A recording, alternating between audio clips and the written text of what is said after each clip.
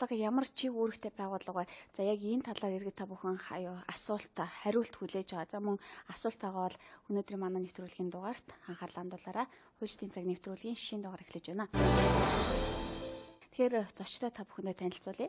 За өнөөдөр манай нэвтрүүлгийн зочноор Монголын хуульчдын холбооны гишүүн, улсын ерөнхий прокурорын газрын хэвлэл мэдээлэл олон нийтэд харилцах хяналтын прокурор Өлзий Жаргал хүрэлцэн ирсэн байна. Танд энэ өрөө мэндийг хүргэе.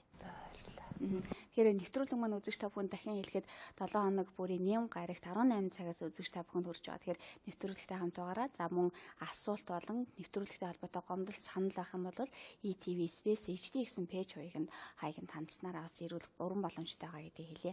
Тэгэхээр эхний асуулт хоёлаа ер нь чиг үүрэг нь ямар чиг үүрэгтэй байгууллага вэ гэдгээс эхэллээ. За прокурорын байгууллага бол Монгол улсын үндсэн хуульд бол хэрэг бүртгэх мөрдөн байцаах ажиллагаанд хяналт тавих, шүүхэд төрийг төлөөлөх, ял илүүлэх ажиллагаанд хяналт тавих гэдэг үндсэн хуульд бол тусгагдсан байгаа. Ер нь бол прокурорын байгууллага үндсэн хуульд заасан чиг үүргийнхээ дагуу Монгол улсын нутаг дэвсгэрт эрүүгийн хууль тогтоомжийн хэрэгжилтийг нэг мөр хангуулах үндсэн чиг үүрэг бүхий байгууллага. За энэ үндсэн чиг үүрэг маань үндсэн хууль болон эрүүгийн хууль, эрүүгийн байцаан шийдэх хууль, за прокурорын байгууллагын тухай хуульдаа бол үйл ажиллагаа маань ингээд тусгагдж өгсөн байдаг. За хэрэг бүртгэх мөрдөн байцаах ажиллагаанд хяналт тавих гэдэг маань эрүүгийн хууль тогтоомжоор зохицуулагддаг тийм үү. Ард иргэд бол одоо прокурор бол шүүх хуралдаанд ороод иргэнийг шүүхдэгчийг яллаад төрийн нэрийн өмнөөс ял шийтгэл оногдуулад байна гэсэн ийм нэг ойлголттой байдаг. Гэтэл прокурор чинь хэрэг бүртгэх мөрдөн байцаах ажиллагааны эхлэх явцаас эхлээл одоо иргэн та гомдол гаргалаа. Тэр гомдол цагдаагийн байгууллага хуулийн дагуу хүлээж авч гэнэ үү? За эрүүгийн хэрэг үүсгэхэд явж байгаа чинь иргэн хүний тэр гомдлыг шалгаж гэнэ үү? За тэр хохирогч болон сэжигтэн яллагдагчийн эрүүгийн хэрэг бүртгэх мөрдөн байцаах ажиллагааны явцад хангаж гэнэ үү? Эрх хэрэгчдийн зөрчигдөж гэнэ үү? Тэр хуулиар байцаах ёстой цаг минутантад асууж гэнэ үү? Энэ хүн өмгөөлөгчөөр хангаж гэнэ үү? Гэх мэтчлэн хохирогчийн ч ялгаагүй холбогдоо шалгаж байгаа ч хүний эрх ашигыг хамгаална. За тэгээд цаашлуул прокурорын хяналтын шатанд хэрвээ тэр мөрдөн байцаалтын ажиллагаа хууль бусаар явагдсан гэж үзвэл гэм буруу тогтоогдоогүй гэж үзвэл хэрэг бүртгэгч мөрдөн байцаагчийн тогтоолыг хүчингүй болгох субъект нь прокурор байдаг. За цаашлаа шүүх хуралдааны явцад тухайн шүүх хуралдааны шийдвэр хуулийн дагуу гарч ийн үү? Шүүх хуралдааны явц эрүүгийн байцаан шийтгүүлийг ноцтой зөрчиж гин үү? Тухайн хүнд оногдуулсан ял шийтгэл нь эрүүгийн хуулийг буруу хэрэглэсэн байна уу? Гэт энэ дээр прокурор хяналт тавина. Энэ шүүхийн шийдвэрийг өөрчлөвлөх хүчингүй болгохлоор мөн прокурор дүгнэлт эсрүүцэлгч шүүхт ханддаг. За нөгөө өмнө маань цаашаа ял идэх ажиллагааны явцад ялтан болоод явлаа гэхэд нөгөө 20 анги дээр нөгөө ялтны маань ахуй нөхцөл нь ямар байна? Гарах ёстой цаг хугацаанд салхилуулж гэнэ үү? Цагаан хэрэглээрээ хангаж гэнэ үү? За ар гэрийнхэнтэй уулзах хугацаанд уулзж гэнэ үү? Гэх мэтчлэн хүний эрх ашигыг хамгаалж идэг. Энэ талаар бол манай иргэд бол бас тэр бүр ойлголтгүй зөвхөн нэг яллаад байдаг хүний хэрэг толбогдсон хүнийг л яллаад цааш нь ял шийтгэл өгөөл явуулаад байдаг гэсэн ойлголттой. Гэтэл тэр холбогдоод байгаа хүний чинь эрх хэрэгчлөөг хуулийн хүрээнд хамгаалж идэг субъект бол ер нь прокурор байгаа. Тэгээд эрүүгийн хууль тогтоомжийн хэрэгжилтийг хангуулж байгаа энэ эрүүгийн хууль тогтоомжтой ажиллаж байгаа байгууллагуудын энэ хуулийг хэрэглэх явцад гаргаж байгаа зөрчил одоо алдаа зөрчлийг бол мөн засуулах үүрэг бүхий субъект бол мөн прокурор юм аа гэж ойлгох. Тэгэхээр яг энэ дээр би нэмээд хоёлаа нэг иргэний асуултыг оруулъя гэж бодож байна л да. Яагаад дөнгөж та сая яг үндсэн чиг үүргийг хэлчихлээ шүү дээ. Тэгэхээр яг иргэд бол түгээмэл асуулт байгаад байт юм л да. Яг энгийн иргэдийн хувьд гэвэл за одоо дээд шатны шүүх, анхан шатны шүүх, одоо хяналтын прокурор гэдэг ч юм уу те. Энэ олон хуулийн байгууллагууд энгийн иргэний хувьд нэг байгууллага юм шиг. Гэтэл яг чиг үүрэг нь бол нэг өөр байгаад байна да тий. Тэгэхээр энийг иргэн ингэж асуугаад байгаа. За яг ямар үндсэн чиг үүрэгтэй байгууллага вэ? Миний хувьд нэг ийм асуудал тохиолдсон. Тэгвэл би энэ прокурорт хандах нь зөв эсвэл шүүхт хандах нь зөв гэдэг ч юм уу. Иймэрхүү асуудал байгаад байна. За дээр нь сум дундын шүүх гэдэг ч юм уу орон нутгийн иргэдийн хувьд прокурор гэдэг байгууллага эсвэл бүр хол хүндий байгууллага юм уу тий. Нэг иймэрхүү асуулт байгаа. Тэгэхээр энэ дээр хариулахгүй. За иргэн хүн эхлээд за хохирогч бай, холбогдож бай, эрүүгийн гэмт хэрэгэд тохирсон, эрүүгийн гэмт хэрэгт холбогдсон этгээд бол мэдээж цагдаагийн байгууллага, мөрдөн байцаах байгууллагатай хандна. За энэ тухайн мөрдөн байцаах байгууллагын ажилтны хэрэг бүртгэгч мөрдөн байцаагчийн үйл ажиллагаатай холбоотой гомдлыг та тухайн хэрэг бүртгэх мөрдөн байцаах тасгийн дарагт гаргаж болно, мөн прокурорт гаргаж болно. Прокурор гаргана. За прокурорын байгууллага бол нэгдмэл төвлөрсөн удирдлагатай байгууллага. Анхан шатны прокурорын шийдвэрийг дараагийн шатны прокурор хянах эрхтэй. Тэр шийдвэрт өөрчлөлт оруулах, хүчингүй болгох эрх нь мөн дараагийн шатны прокурорт байдаг. За яг одоо жишээл анхан шатны прокурор гэхээр сум дунд дүүргийн прокурор тийм ээ. Тэрний хяналтын прокурор шийдвэр гаргалаа. Иргэний одоо холбогдсон хэргийг хянаад шийдвэр гаргах хэрэгсгүй болгодог ч юм уу. Эсвэл магадгүй шүүх рүү шилжүүлэх ялах дүгнэлт өгдлээ. Энэ шийдвэрийг та болон таны өмгөөлөгч эс зөвшөөрч байгаа бол дараагийн шатны прокурорт нь гомдлоо гаргана. Дараагийн шатны прокурор тухайн хэрэг материалыг хянж үзээд прокурорын шийдвэр үндсэлтэй бол хэвээрүүлдэж болно. Мөн үндсэлгүй бол хүчингүй болох эрх нь дараагийн шатанд байна. Энэ мэдчилэн яваад улсын ерөнхий прокурорын газар улсын ерөнхий прокурор хүртэл гомдлоо бол иргэн гаргаж болно. За та сая ярьлаа шүүхийн талаар ярьж байна тийм ээ. Шүүхийн шийдвэрийн талаарх гомдлыг бол мөн дараагийнхын шатны шүүхүүдэд гаргаж явдаг шүү дээ иргэн. Тэгэхээр иргэн шүүх прокурор хоёрын ялгааг бас тэр бүр ойлгохгүй байж болох юм. Хэрэг шүүхэд шилжихээс өмнөх процесс ажиллагаа бол ер нь прокурорын хяналтанд ингээ явагдаж байна. А шүүхтэр очиж шүүхийн шийдвэрийг та эс зөвшөөрч байгаа бол дараагийн шатны шүүхэндээ л гомдол гаргана гэсэн үг. Тий. Зөв. Тэгэхээр иргэн болоод энэ байцаан шийдвэрийн ажиллагааны оролцогч нар яг ямар шат дараатаар энэ прокурорт хандах ёстой вэ? За шат дараалал гэх юм бол би бол сая ярьлаа шүү дээ. Яг байгууллагын хувьд бол ингээд шат дараалаж явчихна. Та хэрэгт холбогдоод шалгаж байгаа явцад мөрдөн байцаагчийн хийж байгаа ажиллагаа тэ хууль бус байна гэж үзэх юм бол та прокурортой л ханд. Прокурор таны шийдвэрийг хүлээж аваад л заавал авах ёстой таны гомдол хүсэлтийг заавал хүлээж авч зохих шатны прокурортой танилцуулах юм ингээд шийдвэр гаргах ёстой.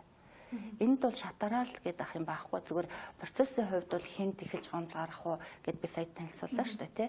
Түүнээс бол таавал гомдол гарах чи иргэн хувийн хувьд байцаан шийдэх ажиллагааны оролцогчийн хувьд бол нээлттэй. Тий. Иргэнтэй холбоотой бас нэг юм түгээмэл асуулт байна. За одоо би прокурорт хандъя яг хаанаасаа юу гэж одоо нөгөө өргөдөл бичлэхэд хаягийн толгойн юу гэж бичих үү? Яг хаана хаягдах уу? Миний хэргийг одоо хүлээж авах болов те?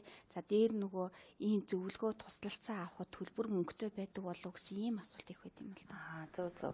Прокурорын байгууллага ийм хуулийн шинчилсэн төсөл одоо явуулж байна л да. За их хурл дөрвөн барихаар бэлтгэгдэж ажлын хэсэг ажиллаж байна. Энэ дэр шинээр бол прокурорын тухай хуульд бол прокурорын байгууллага ил тод нээлттэй байна гэсэн шинэ зарчим орж ирсэн байгаа. Энэ зарчим бол шинээр орж ирж байгаа боловч өмнө прокурорын байгууллагын үйл ажиллагаанд мөрдөгтөөд хэрэгжүүлэхээр бид нар хичээн зүтгэж байгаа нэгэн зарчим л да. За тэгэхээр иргэн хүнд ойлгомжтой үйл ажиллагаагаа ил тод нээлттэй байлгах нь бидний иргэн прокурорын байгууллага хоёрын харилцаанд маш чухал асуудал болоод байгаа.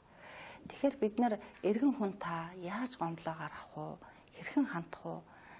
Энэ талаар бол зөвлөгөөг бол нэгж газрууд дээр бол өгнө. Энэ нь бол нээлттэй нэг цагийн үйлчилгээ мэдтэмэг прокурорын мэдээлэл хүлээн авах тийм тусгай захиргааны ажилтан бол тэн дээр ажиллаж байгаа бүх нэгж газруудад. Мөн прокурор цэгмэн гэж сайт байна. Энэ сайтаар бид нар санал гомдол хүлээн авах гэх тэн дээр нэг булан байж байгаа. Тэргээр санал гомдлоо та бичээл имэйлээ явуулчихад тэр шууд ерөнхий прокурорын газар дээр хурж ирэн тэн дээр сууж байгаа ажилтан бол таны гомдол дээр бол гомдол болон таны зөв чигийг заагаад тийшээ хандны шаандныг бол бичээд өгч байгаа. Мөн нэгж газруудын прокурорууд бол үүрэгтэй. Та иргэн хүнтэй бол ингэж гомдол гаргах хууль энэ чинь хуулиар иргэн байцаан шийдэх хуулиар заагдсан заалт байхгүй. Иргэнтэй гомдол гаргана, гомдлоо тэд хоногийн дотор гаргана. Энэ шийдвэр ирж зөвшөөрвөл тийм хуулийн хугацаатай гэдгийг бол таниулах үүрэгтэй. Тийм прокурорууд бол. За энийг бол манай иргэд бол тэр бүр мэдэхгүй бас мөн хуулийн хүчний байгууллагад шалгаж байгаа гэдэг утгаар тэр бүр хандаж асууж тодруулахгүйгээр л яваад байдаг л да. За мэдээж өмгөөлөгч танд харуул тодорхой үн төлбөрийн асуудал яригддаг л байна. Прокурор бол танд үн төлбөргүй мэдээлэл өгнө. Энэ дээр бол та хаашаач хандаж болно. Хэрвээ тантай зөв бусаар харьцаад байх юм бол одоо тэр сайтан дээр гомдол хүсэлтээ бич. Ерөнхий прокурорын газар дотоод аюулгүй байдлыг хэлцгэж ажиллаж байна. Прокурорын мэргэжлийн ур чадвар, ёс зүйтэй холбоотой гомдлыг мөн хүлээн авч шалгана. Үйл ажиллагааныхаа тий энэ дээр ил тод нээлттэй байдалтай холбоод ярихт бол прокурорын байгууллагын үйл ажиллагаа бол нээлттэй ил тод. За зарим тодорхой хэргийн хяналт шийдвэрлэлт шүүхэр эцэслэн шийдвэрлэгдээгүй хэргийн л талаарх мэдээллийг бол бид нар хуулийн хүрээнд тодорхой хэмжээгээр мэдээлэх боломжгүй л байдаг. А бус үйл ажиллагаа бол нээлттэй. За иргэн бэд асуудалд тулгарч тий. За тухайн прокурор тандсан байна, тусламж үйлчлэгээ прокурорын газраас авсан байна гэж бодъё тий. А тэгэхэд прокурорын газрын шийдвэрийг хүлээн зөвшөөрөхгүй байгаа тохиолдол гарах уу юм. За гарлаа гэж бодоход прокуророос өөр ямар байгууллагад хандах ёстой юм? Иргэн хүний бол өөрийнх нь эрхэлтэй шийдвэрийг эс зөвшөөрвөл түрүү ярьсан дээд шатны прокурорт хандна. Ерөнхий прокурорын шийдвэр бол эцсийн шийдвэр байна. Энэ хүртэл одоо хяналтын прокурор, дүүргийн прокурор, нийслэлийн прокурорын газраас ерөнхий прокурорын газар гээд 6-7 дамжлага шүү дээ. Та гаргаад яваад байж болно. Иш зөвшөөрч болно ш. Таны байцаан шийдвэрлэлээр олгогдсон эрх чинь байна. Иргэн хүний эрх чинь байна. За өөр газар гаргаж болно ш. Та хүний эрхийг устдад зөвшөрлөө гэвэл одоо хүний эрхийн комисс байна тийм ээ. Иргэд бол ингээд онлоо гаргаад явж болно. Энд нөгөө прокурорын байгууллагын ил тодд нээлттэй байх зарчим гэж та сая ярьсан л да. Тэгэхээр одоо тэр бүрийн иргэд нэг юм байт юм байна. Одоо прокурор цэгийн мэн гээ сайт байна тий. За тийшээ ороод мэдээлэл аваад за өөрийнхөө санал асуултыг хүчээд одоо тулгамцсан асуудлаа ингээд илгээж болно гэж байна. За тэгвэл сайтаас гадна эндээс мэдээлэл авч чадахгүй байгаа. За алслагдсан сум орон нутагт байгаа хүмүүс байт юм уу? За өөр нэг яг надад нэг ийм тулгамцсан асуудал байгаад хад би яг хаана хандхаа мэдэхгүй байна гэсэн ийм асуудалтай хүмүүс маш их байгаад байдیں۔ Тэгэхээр яг энэ прокурорын байгууллагын өнөөдөр ил тодд нээлттэй зарчмаар явж чадж байна уу? Яг энэ ил тодд нээлттэй зарчим гэж яг юу гэлээд энэ хэрхэн ажиллаж байна яг энийг хангах тал дээр.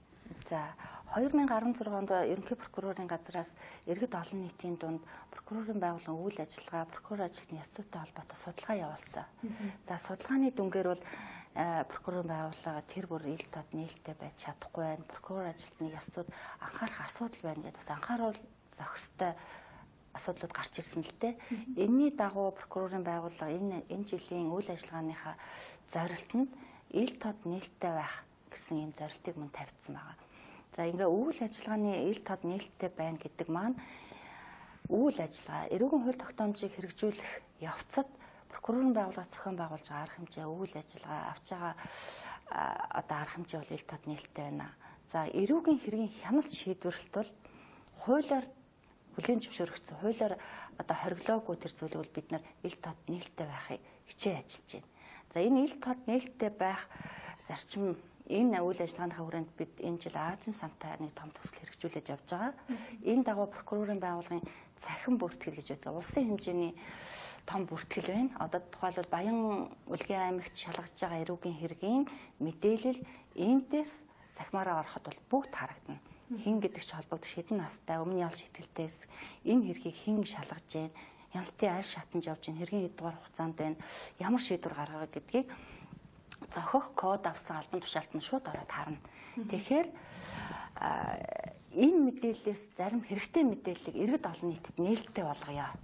Энэ Азийн самтай хамтран хэрэгжүүлж байгаа төслийн хүрээнд цахимаас хэргийн мэдээллийг нээлттэй болгох нь.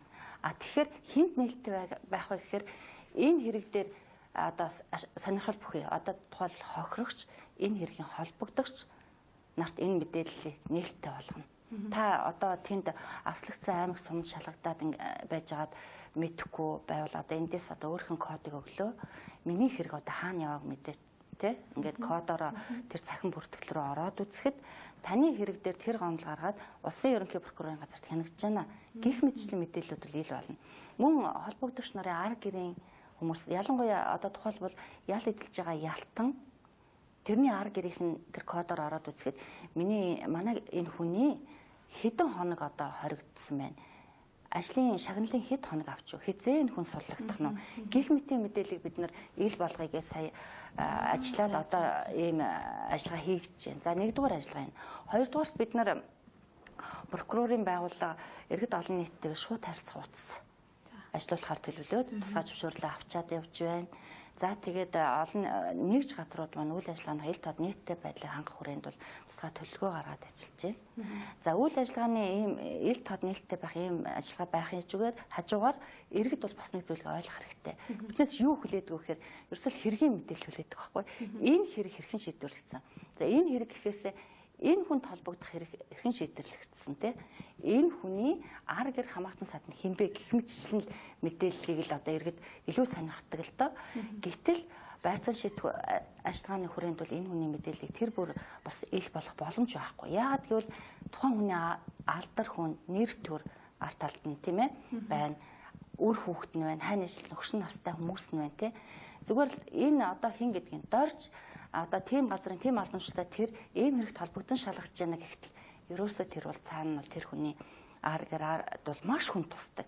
Магадгүй ажлынх нь карьер ерөөсөө ингээл бүх юмд нөлөөлдөг байхгүй юу. Тэгэхээр энэ хүн бол гин буруудаач байж болно тийм ээ. Гин буруугүйч байж болно шүүхээр эсрэг шийдвэрлэхтэй шалгаж яана гэхээр л тэр хүн хэрэгтэн гэж хүлээж авдаг шүү дээ. Тий. Тэгэхээр хуулийн хүрээнд бол ерөөсөө гэмт хэргийн одоо тухайн үйлдэлтэй л эрүүгийн хэрэг үүсгдэг байхгүй.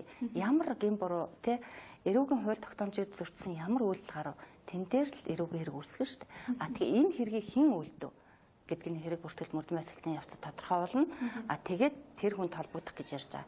Гэтэл бол ерөөсөө шууд хүнд холбогдвол эрүүгийн хэрэг үүсгэх бол тийм байхгүй шүү дээ. Тэгэхээр энэ дээр бол бас ард иргэдэд энэ ойлголтыг бид нар бас төлхөө өгөх нь зөв гэж үзэж байгаа.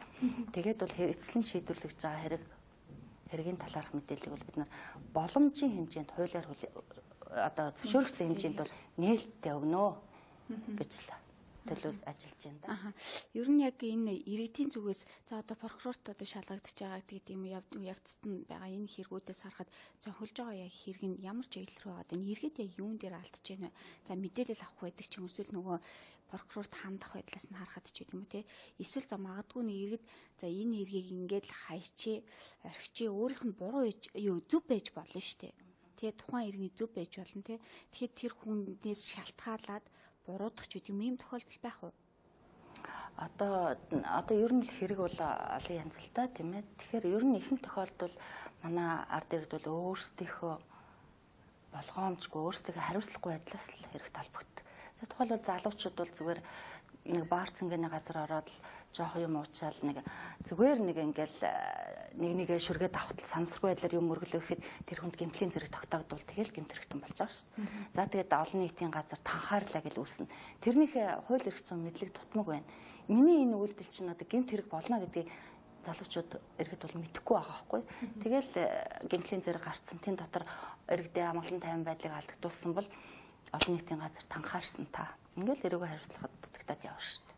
За мөн иргэд өөрсдийнхөө эд хөрөнгө, өмч хөрөнгийг хамгаалах тал дээр бас хариуцлагагүй хандж байна. Хулгай тэр гэмт хэрэгтнүүдэд боломж болцоог өөрсдөө олгож өгч байна. Гэх мэтчлэн ингээд хэрэгүүд байна л да. Прокурорын байгууллагаас одоо яг энэ иргэдэд тухайн хэргийнхэн талаар танилцуулах юм эсвэл яг үйл ажиллагаа чиглэлийнхаа талаар танилцуулах чиглэл дээр яг хамгийн сүүлд ямар арга хэмжээ авч ажиллаж байна?